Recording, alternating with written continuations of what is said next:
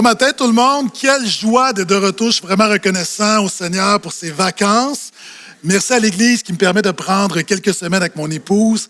Merci à vous de continuer de supporter l'Église pendant la période estivale. Vraiment, et je suis vraiment reconnaissant de pouvoir prêcher ce matin. Nouvelle série qui se nomme Versets coupés, parce qu'un texte hors de son contexte est un... Et il y a plein de versets qu'on aime citer, mais on ne connaît pas le contexte. Qui aime Jean 3,16? Qui connaît Jean 3,17? OK. On a des passages qui disent « Je puis tout par celui qui me fortifie », mais c'est quoi le contexte? « Fais de l'Éternel tes délices, te donnera ce que ton cœur désire. » Il y a un contexte. Là où 2 ou 3 sont réunis en mon nom, je suis au milieu d'eux. Il y a un contexte. Et souvent, ces versets sont coupés au montage en quelque sorte. Et ce matin, je vais prêcher sur probablement un des versets les plus chéris des chrétiens. Jérémie 29, 11. Car je connais les projets que j'ai formés sur vous, dit l'Éternel, projets de paix et non de malheur, afin de vous donner un avenir fait d'espérance. C'est ta Bible, tu peux ouvrir avec moi dans Jérémie 29. Et le titre de ma prédication ce matin, alors qu'on a cette promesse sur les projets de paix et non de malheur, le titre est « Jésus est le projet de paix et non de malheur ». Et l'interprétation populaire de ce verset-là, c'est que on dit, si j'obéis à Dieu, si je crois en Dieu, Dieu va bénir mes projets. Dieu va faire en sorte que le malheur, Dieu va m'épargner en quelque sorte le malheur. Donc, si j'obéis à Dieu, cette promesse-là va s'accomplir dans ma vie. Maintenant, le problème avec cette interprétation populaire, c'est que le verset commence comment? La promesse commence comment? Quel est le premier mot?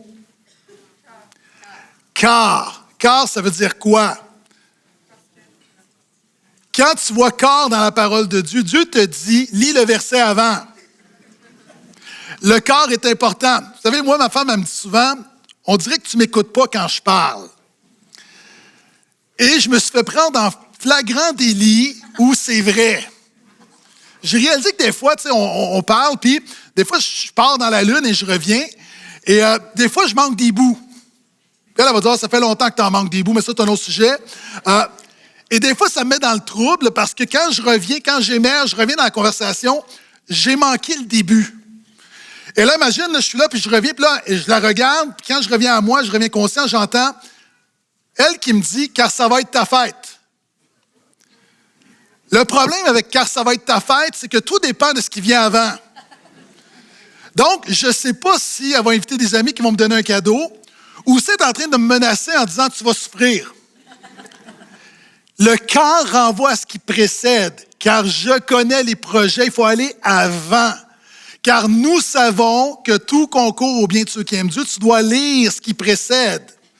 C'est super important, il y a plusieurs reprises dans la parole de Dieu, le car. Et là, nous avons « car je connais le projet que j'ai formé sur vous ». Et notre problème, quand on coupe les versets hors contexte, c'est que on prend la parole de Dieu et on en fait une mauvaise application. Est-ce que vous êtes d'accord avec moi? C'est une superbe promesse. Mais souvent, lorsqu'on néglige le contexte, on fait une mauvaise application de la parole de Dieu. Ça reste la parole de Dieu, mais c'est une mauvaise application, c'est-à-dire, tu n'as pas toute la puissance de la parole de Dieu parce que tu l'appliques mal. Exemple, je ne sais pas si c'est vrai, mais j'ai une amie pharmacienne en Europe. C'est une chrétienne, donc elle me raconte une histoire, puis habituellement, moi, je crois que les chrétiens ne mentent pas. Amen. Donc, je la crois, même si ça me semble dur à croire. Elle me dit, elle est pharmacienne, à un moment donné, une maman qui arrive à la pharmacie avec son enfant. L'enfant a des problèmes avec ses oreilles, tout ça. Le médecin a prescrit des suppositoires. Tu ne sais pas c'est quoi, c'est pas mon problème, OK? Et là, la maman prend la prescription, tout ça, retourne à la maison. 2 jours plus tard, elle revient. Puis elle dit, ça ne fonctionne pas, mon enfant a encore mal aux oreilles. Et là, la pharmacienne pose plein de questions sur le médicament, comment ça a fonctionné. Et là, elle voit l'enfant et elle se rend compte que dans l'oreille, il y a un suppositoire à moitié fondu. Mauvais médicament, bon médicament, mauvaise application. Jérémie 29, 11. Superbe promesse, il est possible d'en faire une mauvaise application. Tu es toujours là, dis Amen. Donc, on va regarder ensemble au contexte. Si tu as ta Bible, ouvre avec moi, Jérémie 29. Maintenant, justement, voici le contexte. On est dans l'Ancien Testament. Le peuple de Dieu, Dieu dit au peuple de Dieu, si tu m'obéis, je vais te bénir. Si tu me rejettes, voici les malheurs qui vont venir. Et le malheur des malheurs, c'est Dieu dit, une nation étrangère va venir te prendre de la terre promise et va t'amener dans une terre étrangère. Pourquoi c'est le malheur ultime? Parce que dans l'Ancienne Alliance, Dieu se manifeste dans le temple physiquement et c'est une illustration du fait, quand tu es amené dans une terre étrangère, que nous sommes séparés de la gloire de Dieu. Il n'y a rien de plus terrible pour le peuple de Dieu que de perdre notre Dieu. Est-ce que je peux entendre amène à ça? Et Dieu dit, si tu désobéis, voici ultimement, c'est ce qui va t'arriver. Maintenant, 600 ans avant Jésus, c'est ce qui est arrivé. Les Babyloniens, sous le roi Nabuchodonosor, ont vaincu Israël, ont amené le peuple de Dieu à Babylone.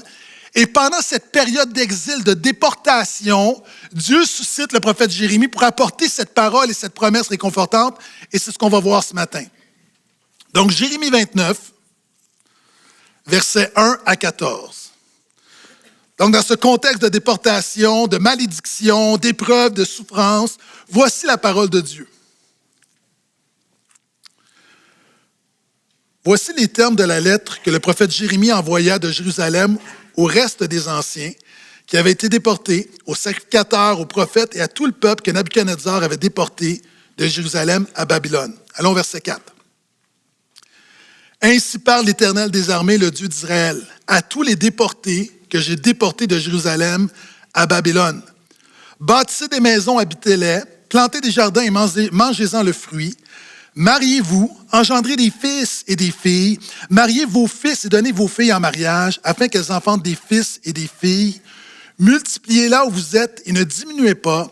Recherchez la paix de la ville où je vous ai déportés et intercédez auprès de l'Éternel en sa faveur, parce que votre paix dépendra de la sienne. Car ainsi parle l'Éternel des armées, le Dieu d'Israël. Ne vous laissez pas abuser par vos prophètes qui sont au milieu de vous, ni par vos devins. Ne prêtez pas attention aux rêves que vous faites. C'est une autre prédication. Okay? Ne prêtez pas attention aux rêves que vous faites, car c'est faux ce qu'ils vous prophétisent en mon nom. Je ne les ai pas envoyés oracle de l'Éternel. Mais voici ce que dit l'Éternel. Dès que 70 ans seront écoulés pour Babylone, j'interviendrai pour vous et j'accomplirai à votre égard ma bonne parole en vous faisant revenir dans ce lieu. Et voici la promesse. Je connais, moi, les desseins que je forme à votre sujet, oracle de l'Éternel, desseins de paix et non de malheur, afin de vous donner un avenir fait d'espérance. Alors est important. Alors vous m'invoquerez, vous pourrez partir, vous intercéderez auprès de moi et je vous exaucerai. Vous me chercherez, vous me trouverez, car vous me chercherez de tout votre cœur. Je me laisserai trouver par vous, oracle de l'Éternel, et je ferai revenir vos captifs, et je vous rassemblerai de toutes les nations et de tous les lieux où je vous ai bannis, oracle de l'Éternel, et je vous ferai revenir dans ce lieu d'où je vous ai déportés. Est-ce qu'on peut dire amen à la parole de Dieu ce matin? OK, voici de quoi il s'agit. Premièrement, c'est une promesse pour ceux qui vivent les conséquences de la malédiction. Je vais commencer en disant que le Dieu de la Bible est un Dieu de bénédiction. Le premier chapitre de la Bible, Dieu va créer l'homme et la femme, et ce qu'il va faire, il va les bénir. Dieu est un Dieu qui aime faire du bien. Si tu nous visites ce matin, je veux que tu comprennes que Dieu veut te faire du bien.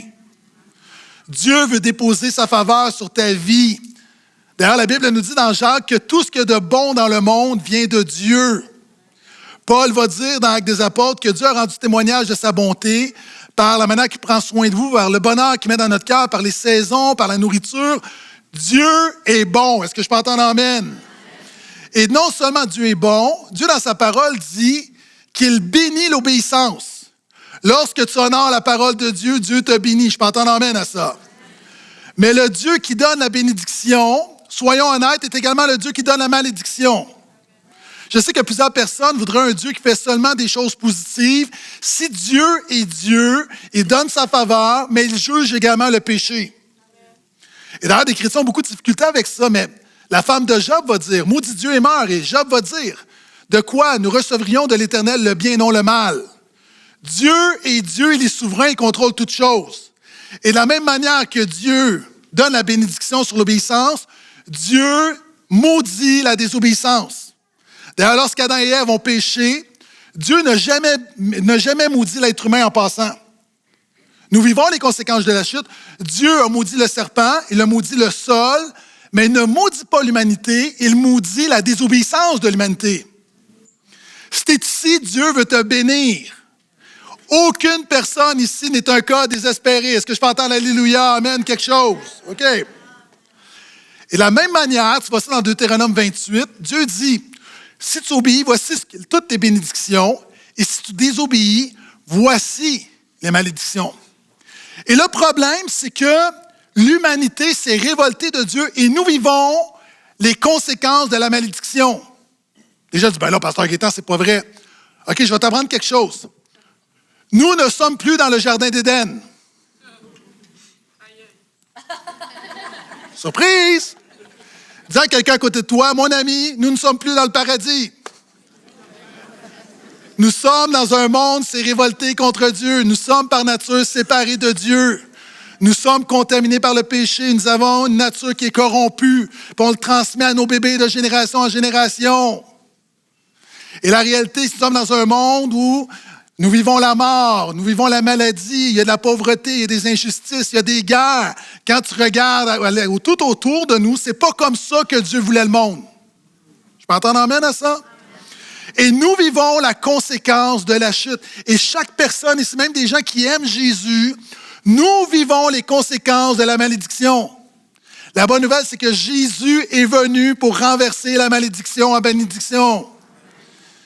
Et de la même manière que, vous savez, on voit dans les médias quelquefois des usines qui vont, il y a des contaminations, hein, il y a des produits chimiques qui vont déverser dans les ruisseaux, tout ça. Puis là, à un moment donné, les animaux commencent à être malades, les poissons meurent. Puis là, il y a des gens tout à coup qui développent des cancers, puis il y a des gens qui meurent, puis bon, on ne le voit pas, on ne le sent pas, mais il y a les conséquences d'une contamination. Nous vivons, 100% des gens devant moi, les conséquences de la contamination spirituelle du péché de l'humanité. Maintenant, le peuple de Dieu a désobéi et vit cette conséquence. Et la bonne nouvelle, c'est que Dieu dit à ces gens qui souffrent, « Moi, je connais les projets que j'ai formés sur vous, projets de paix et non de malheur, afin de vous donner un avenir fait d'espérance. » Et il y a des gens qui sont ici ce matin, je veux juste te dire que nous sommes dans la même situation. Le Nouveau Testament dit que nous sommes des exilés, déportés à Babylone, et nous vivons également les conséquences de la malédiction. Pourquoi? Nous sommes des exilés. Nous n'avons pas été créés pour un monde sans Dieu, on a été créés pour Dieu. Pourquoi la Bible dit qu'on est des exilés? La Bible appelle ce monde hostile à Dieu une Babylone spirituelle. Et la réalité, c'est que Jésus est venu pour enlever toute malédiction afin qu'on soit dans un environnement que de bénédiction. Et la promesse qui est donnée au peuple de Dieu dans l'Ancien Testament est encore la promesse que Dieu te donne aujourd'hui. Dieu a des projets de paix, non de malheur pour ta vie. Est-ce que je peux entendre amène à ça? Amen. Donc, à toi qui est découragé, à toi ce matin qui lutte encore avec ton péché, qui est complètement dégoûté de toi-même, je te rappelle que Dieu a des projets de paix pour ta vie. À toi qui est complètement blessé, dévasté ce matin, Dieu a des projets de paix et non de malheur pour ta vie. À toi qui vis le malheur, tu vis le malheur, mais Dieu ne t'a pas créé pour mourir dans le malheur.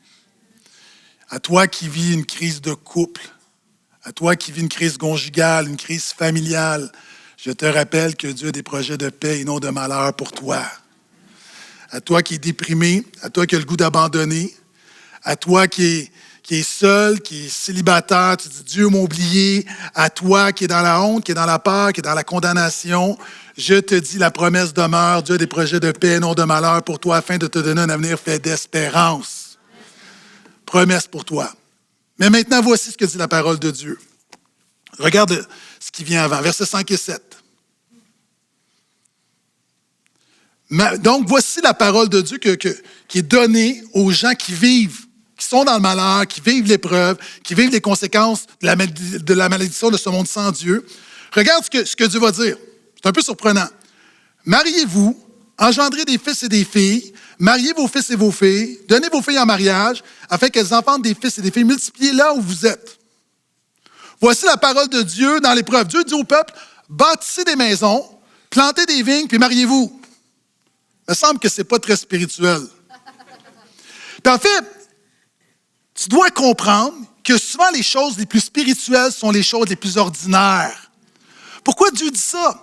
Parce que c'est un peuple qui a tout perdu et Dieu leur dit, prenez courage, continuez à vivre un jour à la fois. Vous savez, lorsque Élie est dans le désert, déprimé, suicidaire, qui dit, Seigneur, prends ma vie. Grand prophète qui est complètement détruit. Dieu lui envoie un ange. Puis, tu sais, c'est quoi la parole spirituelle de l'ange? Fais une sieste et mange. Des fois, la chose la plus spirituelle que tu peux faire, c'est bien dormir et prendre un snack. Des fois, les choses, c'est simple, c'est un jour à la fois. Des fois, la chose la plus spirituelle que le Seigneur te demande de faire, c'est continuer de prendre tes médicaments. C'est d'aller prendre une marche. Souvent, on veut le grand surnaturel. Et ici, la parole, elle est ordinaire. Dieu veut que tu continues à le servir un jour à la fois. Et Dieu dit 3 choses. Bâtissez, plantez, mariez. C'est intéressant parce que c'était des éléments. Dieu avait dit, si vous obéissez, voici, je vais bénir vos maisons, bénir vos mariages, je vais planter, bénir tout ce que vous allez semer. Mais si vous désobéissez, voici, quelqu'un d'autre va habiter dans ta maison, quelqu'un d'autre va boire le vin de la vigne que tu as planté. C'est intéressant que Dieu dit, alors que tu vis l'épreuve, continue de faire ce que Dieu bénit. Qu'est-ce que ça veut dire? Vous savez, lorsqu'on est éprouvé, il y a des gens qui sont éprouvés ce matin ici, quand on est chrétien depuis quelque temps, on a tendance, le premier réflexe, la plus grande tentation, c'est d'être fâché contre Dieu. Vous savez, je l'ai déjà enseigné, plusieurs chrétiens, on voit notre communion avec Dieu un peu comme une police d'assurance. Tu sais, mettre ta police d'assurance, tu payes ta prime pour te protéger du malheur. Et souvent, on voit la vie chrétienne un peu comme ça, c'est-à-dire, on paye notre prime, on suit le Seigneur, puis à un moment donné, le malheur arrive, puis on se dit, à quoi ça sert de servir Dieu? Et Dieu encourage son peuple, continue à faire ce que je bénis. Alors que ta vie est ébranlée, alors que ta vie est secouée, continue de t'accrocher à Jésus. Ne fais ce que Romains 12 va dire. Ne te laisse pas vaincre par le mal, mais sois vainqueur du mal par le bien. Continue de prier, merci d'être à l'Église, continue de lire la parole de Dieu, continue de rendre grâce à Dieu, ne cesse pas de louer Dieu, il est fidèle, il est à l'œuvre.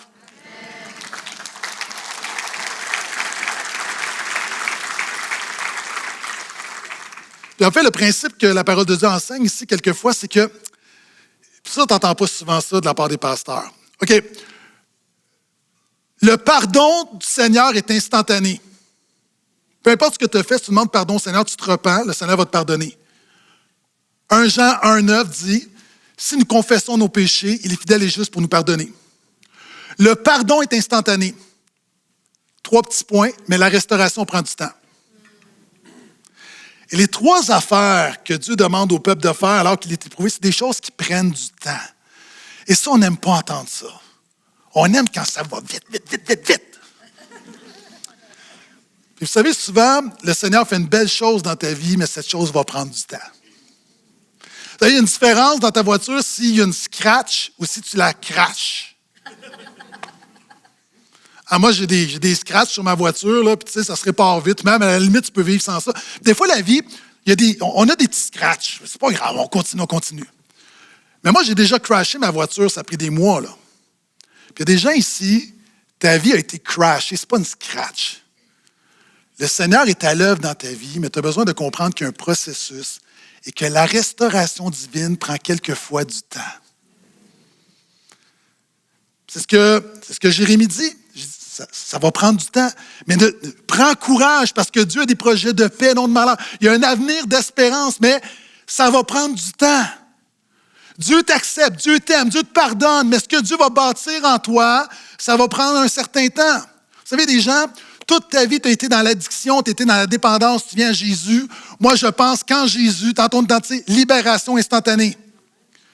Mais ça se peut que ça se prenne des mois et des années à marcher dans cette nouvelle liberté.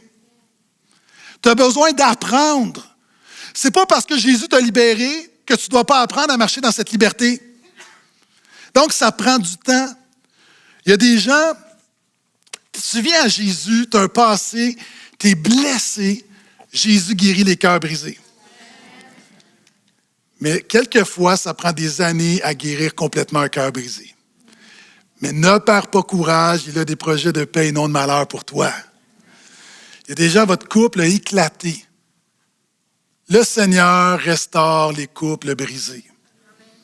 Mais ça peut prendre du temps. Ça peut prendre des mois, des années avant que la confiance soit rétablie. Mais ne perds pas courage, il a un avenir fait d'espérance pour toi. Et c'est la parole qui est donnée. Tes enfants sont loin du Seigneur. Je crois que Dieu peut ramener tes enfants au Seigneur. Ça va peut-être prendre des années, mais qu'est-ce que quelques années à la lumière de l'éternité? Donc, tu as besoin de comprendre, tu as besoin d'être mature, de comprendre qu'il y a des choses que Dieu fait rapidement, mais il y a beaucoup de choses, c'est un processus. La Bible dit que nous sommes transformés de gloire en gloire en gloire.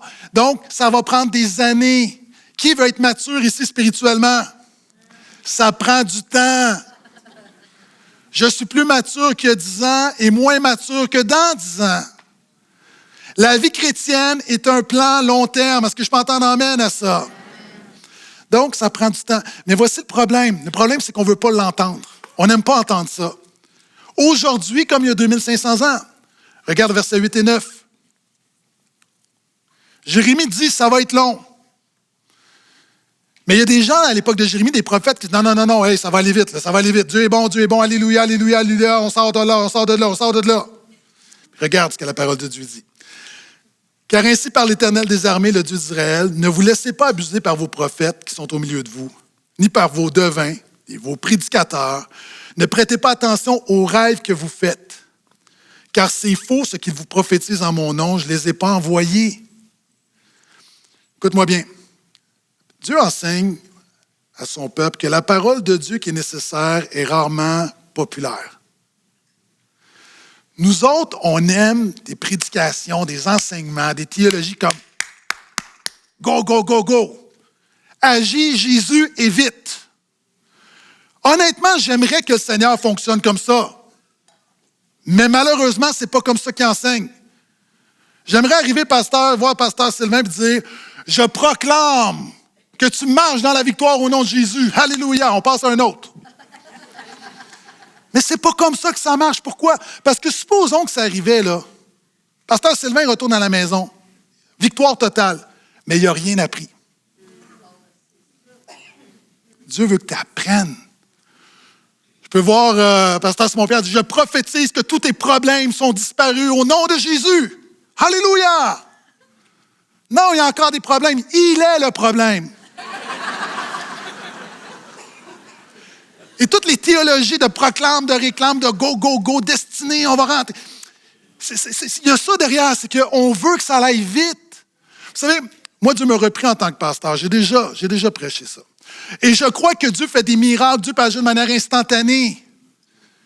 Mais ce n'est pas parce que Dieu ne le fait pas comme ça, puis Dieu va rarement toujours le faire comme ça. Puis Dieu me repris. À un moment donné, j'avais fait un appel, on priait pour des gens, puis des besoins, puis je commençais dans le ministère, j'étais ici au début, puis jeune pasteur, puis la foi, puis c'est bien, hein? Souvent, on dit une chose, puis on ne dit pas son contraire, puis oui, la foi, puis Dieu veut bénir tout le monde, puis Dieu veut agir dans la vie de tout le monde, puis là, un bon temps, puis je me souviens quand on a terminé, moi, j'étais très, très fier, là, comme, ouais, ça, c'est un bon matin, là, ouais.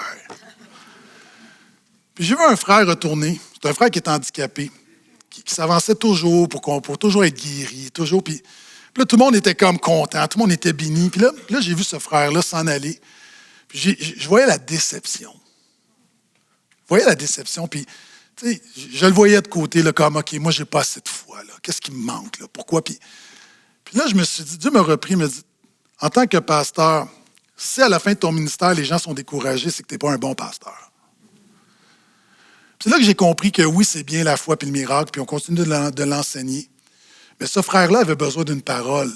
La parole qu'il avait besoin d'entendre, elle n'est pas populaire, mais elle est nécessaire. Ce n'est pas parce que Dieu ne te guérit pas qu'il n'est pas avec toi et qu'il n'est pas en train de faire une œuvre en toi. C'est ce que Jérémie est en train de dire.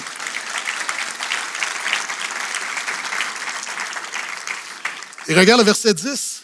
« Mais voici ce que dit l'Éternel, dès que 70 ans seront écoulés pour Babylone, j'interviendrai pour vous et j'accomplirai à votre égard ma bonne parole en vous faisant revenir dans ce lieu.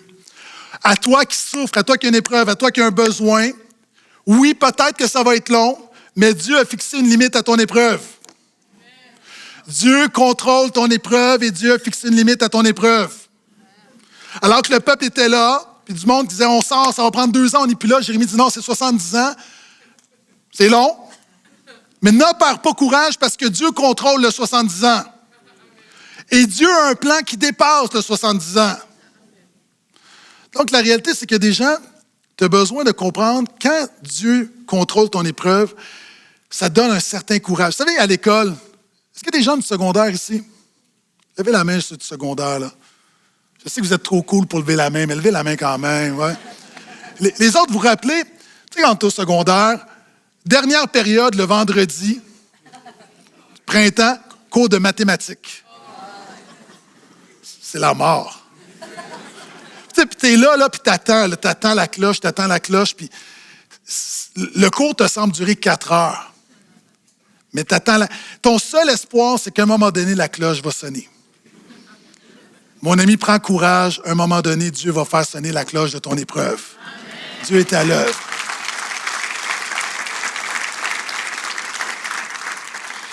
Et ce que Jérémie est en train de dire, c'est que pendant cette période, Dieu n'est pas inactif.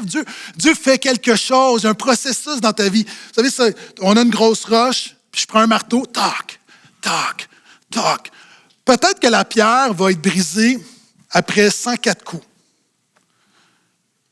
Mais est-ce que le seul coup qui compte, c'est le 104e? Est-ce que le 3e coup n'est pas important? Non, ce qui est important, c'est toute l'accumulation.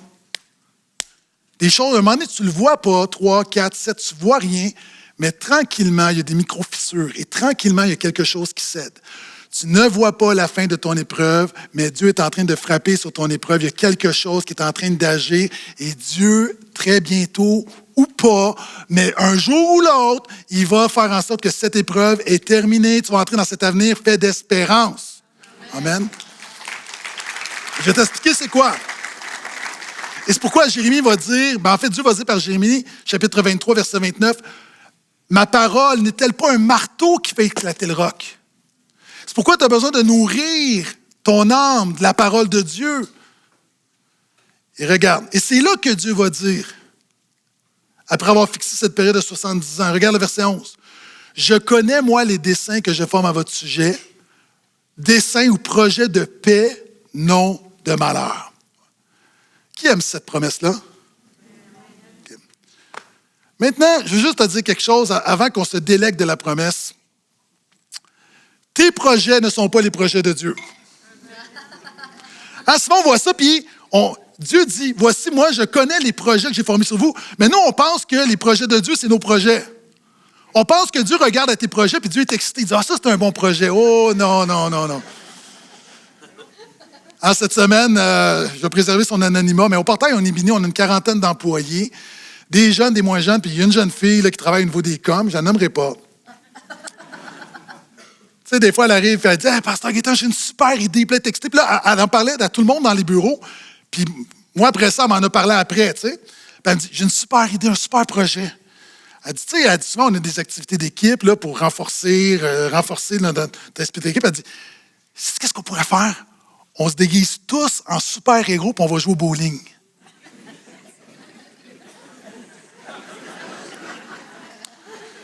Tes projets ne sont pas mes projets. Et toi, tous tes projets, tu es excité, mais Dieu te regarde, puis il est aussi excité que si elle a joué au bowling déguisé en Superman. Là. C'est comme... Donc, tu as besoin de comprendre que Dieu a des projets pour ta vie, mais ses projets sont meilleurs que tes projets. Et d'ailleurs, le mot projet en hébreu, c'est exactement le même mot qu'on retrouve dans Isaïe où Dieu dit « Mes pensées ne sont pas vos pensées ». Et le projet de Dieu dit « J'ai des projets de paix et non de malheur ». De quelle sorte de projet que Dieu parle? Encore une fois, c'est important. Les mots sont vraiment importants.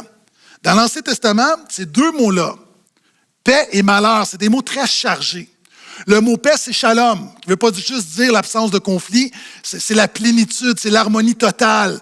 Non seulement en nous, avec Dieu, avec les autres dans le monde. C'est super fort comme mot. Et c'est le mot que Dieu utilise pour son alliance. Dieu dit, je fais avec son peuple, avec mon peuple, je fais avec vous une alliance de paix. Et quand Dieu dit, projet de paix et non de malheur. Les malheurs étaient la conséquence de la malédiction, qui était la conséquence du peuple d'alliance qui désobéit. En fait, si je résume, ce que Dieu est en train de rappeler, projet de paix et non de malheur, Dieu est en train de dire à son peuple, sais-tu quoi? Vous pouvez prendre courage, parce que je suis lié avec vous, pas par un contrat, mais par une alliance. Et ça, c'est tellement puissant. Tu as besoin de comprendre que la vie chrétienne, ce n'est pas un contrat avec Dieu, c'est une alliance. Est-ce que tu connais la différence entre un contrat et une alliance? Moi, par exemple, j'ai un contrat de déneigeur. Donc, j'ai un déneigeur qui vient à la maison. Je n'ai pas une alliance avec lui. C'est un contrat. Donc, ça veut dire quoi? Ça veut dire que j'ai un contrat où c'est transactionnel. Tu me donnes quelque chose, je te donne quelque chose. Tu ne viens pas manger à la maison vendredi soir. C'est transactionnel. C'est un contrat qui est limité. Dans le contrat, ça dit que si, à un moment donné, il y a plus que telle quantité de neige, je dois payer un extra. C'est pas très gracieux, un contrat. C'est un contrat qui est limité. Ça va de novembre jusqu'à mars. Si j'ai un problème en mai, il ne viendra pas m'aider. Et un contrat, c'est non seulement transactionnel, limité, temporaire, c'est conditionnel. Mon déneigeur est gentil tant et aussi longtemps que je le paye. Maintenant, je veux juste te dire que ce que nous avons, notre relation avec Dieu, ce n'est pas un contrat. Est-ce que je peux entendre amen? Alléluia. Nous avons une alliance avec Dieu. Et dans ma vie, j'ai aussi une alliance avec ma femme. Et ce n'est pas un contrat. Par exemple, avec ma femme, une alliance, ce n'est pas transactionnel. Hein, ce n'est pas comme, OK, toi, tu fais les lunchs, moi, je vais de la vaisselle. Check, OK. Tu nettoies la salle de bain, je coupe le gazon. Check. C'est pas transactionnel, c'est relationnel. Amen. Mon alliance n'est pas comme un contrat, c'est pas limité, c'est illimité. Quand je me suis marié, j'ai été obligé de répéter après le pasteur. Je promets de t'aimer, de te chérir dans les bons. Là, j'aurais arrêté là. Mais non, comme dans les mauvais jours. Un contrat, tu peux cibler les bons jours. Une alliance, c'est illimité. Un contrat est temporaire. Une alliance, c'est permanent. Comment j'ai terminé? Jusqu'à ce que la mort nous sépare. C'est long, ça. Hein, c'est pas comme. Et ça, pendant 25 ans, comme l'hypothèque. Non. C'est jusqu'à ce que la mort nous sépare. Puis voyez-vous, un contrat est conditionnel. Une alliance, c'est inconditionnel. Moi, là, jamais dans mes vœux, j'attendais que le pasteur amène un si quelque part. Je promets de t'aimer, de te chérir si tu restes gentil. Et ce que Dieu dit à son peuple, c'est prenez courage, mes enfants, avec vous, je n'ai pas un contrat, j'ai une alliance éternelle. Donc, vous pouvez désobéir, vous pouvez chuter, vous pouvez me renier, mais dans ma grâce, dans mon amour, l'alliance que j'ai avec vous ne dépend de vous, ne dépend pas de vous, elle dépend de moi. Et quand Dieu arrive, donc il dit, voici, tes projets ne sont pas les projets de Dieu, en fait, son projet, c'est cette alliance. Regarde, quel est ce projet? Quelle est la conséquence de cette alliance? Afin de vous donner un avenir fait d'espérance. C'est quoi l'avenir fait d'espérance de cette promesse? Vous savez, des fois, il y a des chrétiens qui, encore une fois, en contexte, on prend le verset et on dit « Ouais, tu sais, Jérémie 29, 11, Dieu pour moi, des projets de paix, non de malheur, un avenir fait d'espérance. » Puis là, tu imagines là, que c'est ton condo en Floride à la retraite. Tu penses petit. L'avenir fait d'espérance promis par Dieu, c'est la vie éternelle. Dieu voit plus loin que toi, son projet est plus grand que toi. D'ailleurs, le mot espérance en hébreu, c'est le mot corde. Illustration, dans nos vacances, on a eu le privilège d'aller au Costa Rica. Et il y a un endroit, c'est un parc national où tu as un canyon, puis tu as des rapides en dessous, c'est vraiment incroyable. Et tu peux te promener, c'est-à-dire tu as une corde à Tarzan, tu grimpes des trucs, de la tyrolienne. La bonne nouvelle, c'est que tu es toujours attaché. C'est que tu as des genres de plateformes, tu n'as pas de balustrade. Puis moi, j'étais là, Puis là, tu es dans le vide. Puis tu dis, c'est fou parce que ma vie tient à un fil, littéralement. Et pourquoi tu as du plaisir? Ah, parce que moi, je pensais... Puis là, à un moment donné, je montais une paroi rocheuse. Puis là, je regardais si c'était le vide. Là. J'ai dit, si je glisse, je tombe. Sans la corde, je meurs de manière assurée. Mais pourquoi je peux profiter du moment? Parce que j'avais une sécurité. J'étais attaché. Pourquoi le chrétien qui est éprouvé peut continuer de célébrer Jésus, d'être reconnaissant à Dieu? Parce que nous avons une corde, nous avons une espérance, nous sommes attachés à Jésus pour l'éternité. C'est ce que Dieu dit. Le projet de Dieu de cette alliance, puis j'arrive à Jésus qui nous donne cette espérance. Imagine, le peuple est là, le peuple pense que Dieu les a oubliés, ils sont en territoire ennemi, il n'y a rien qui va, ils vivent les fléaux, ils vivent le malheur, puis Dieu dit, prenez courage mon peuple, parce que j'ai un avenir que vous ne pouvez même pas imaginer. Et nous savons dans le Nouveau Testament, c'est l'espérance de la vie éternelle. Et je termine avec ceci. Regarde versets 12 et 13.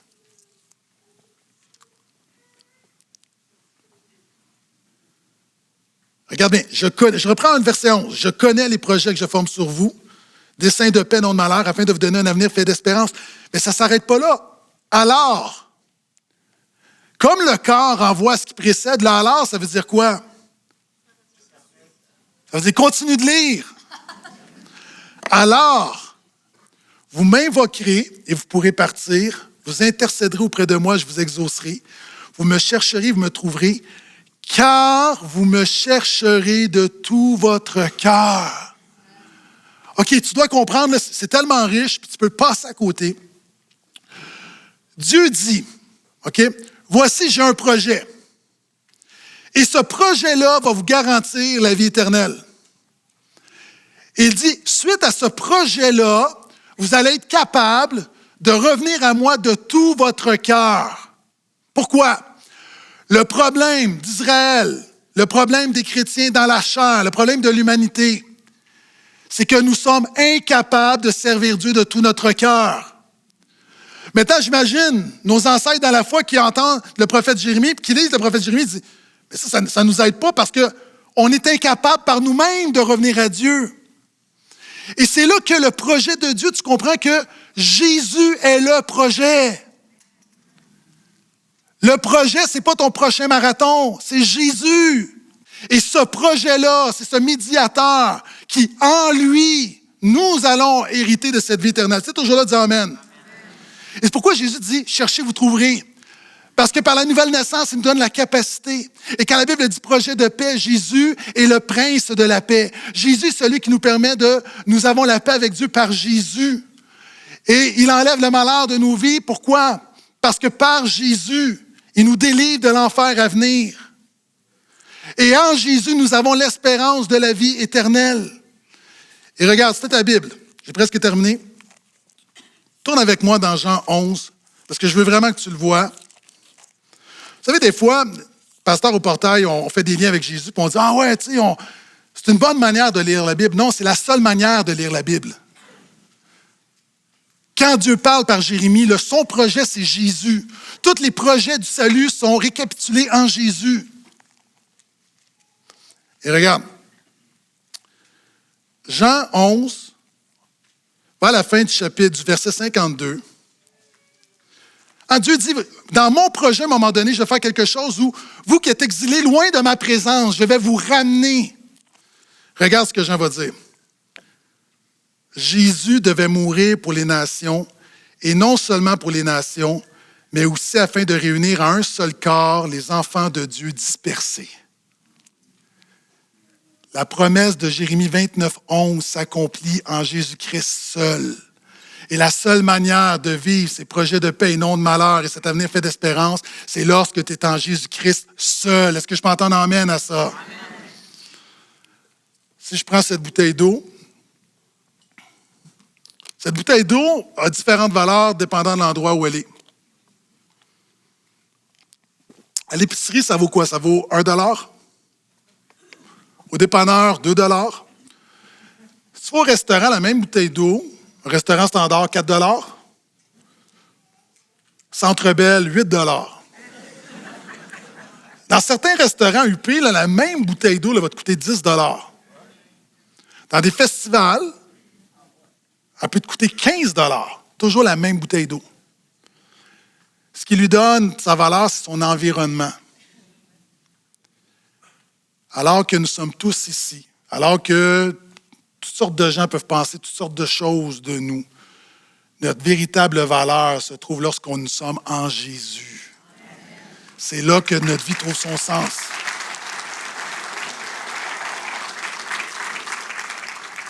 Puis pendant que les musiciens viennent me rejoindre, c'est alors que tu es en Jésus, alors que tu mets ta foi en Jésus, la parole, l'application le demeure adéquate, car je connais les projets que j'ai formés sur vous, dit l'Éternel. Projet de paix et non de malheur, afin de vous donner un avenir fait d'espérance. Qu'est-ce que tu vis ce matin? Comment tu te sens ce matin?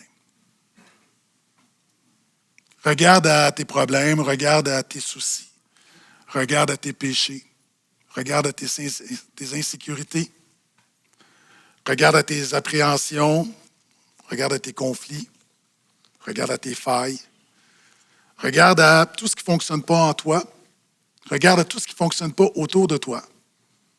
Regarde aux manquements dans ta maison, manquements dans ton mariage, manquements de tes enfants. Regarde à ce monde. Regarde à tout autour. Là. Et si tu es en Jésus ce matin, Dieu te regarde et dit, tu vois, tout ça là est secondaire.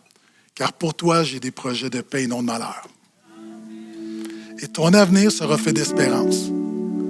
Peuple de Dieu, puis il y a des gens qui souffrent ce matin. Là.